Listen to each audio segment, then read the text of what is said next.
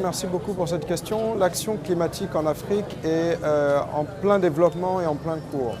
Aujourd'hui, le meilleur moyen de la développer pour notre continent est de pouvoir l'aligner à son développement.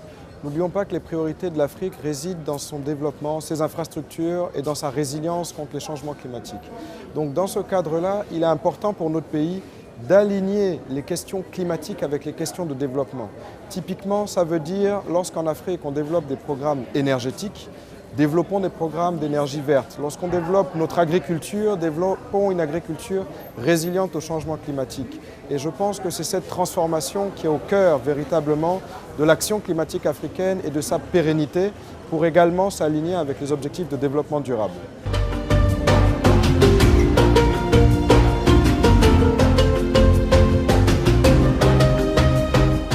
Alors, il faut rappeler que les contributions déterminées au niveau national des pays africains ont été développées en 2015 dans un contexte pré-accord de Paris.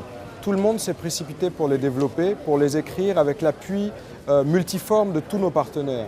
Aujourd'hui, l'une des premières choses qui manque dans ces NDC, c'est l'appropriation par nos propres pays.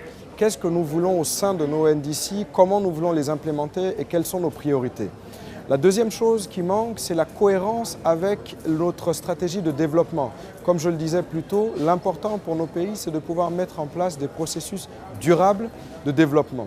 La troisième chose va être la participation de tous les acteurs. Les NDC africaines ne seront pas uniquement financées par des mécanismes extérieurs. Nos pays doivent pouvoir intégrer des mécanismes domestiques de leur financement, doivent pouvoir intégrer des mécanismes innovants, notamment avec le transfert de technologies, le renforcement de capacités, et impliquer les différents acteurs, aussi bien au niveau local, donc les collectivités locales, les gouvernements locaux, mais également les partenaires privés qui doivent pleinement s'engager.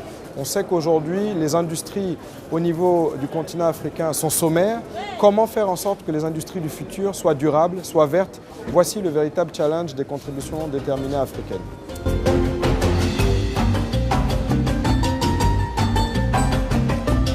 L'ambition au sens africain ne doit pas être perçue comme un objectif d'atténuation ou simplement des chiffres en matière de réduction des émissions.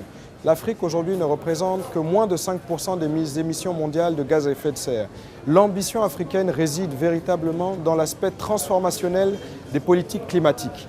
Comment les modèles économiques de nos continents, de notre continent africain vont arriver à changer pour aller vers des modèles plus durables et faire en sorte que sur du long terme, l'Afrique puisse être véritablement le continent qui va porter la transformation en matière de mode de production et de consommation.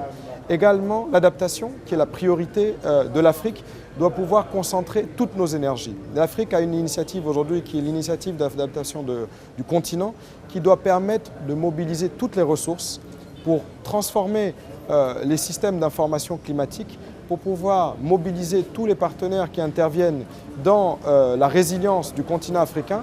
On l'a vu encore récemment avec le cyclone au Zimbabwe, près d'un millier de personnes touchées par ce type d'événement climatique. Voilà ce qui doit porter l'ambition de notre continent, non pas des chiffres d'atténuation, mais la transformation de notre manière d'aborder la question climatique.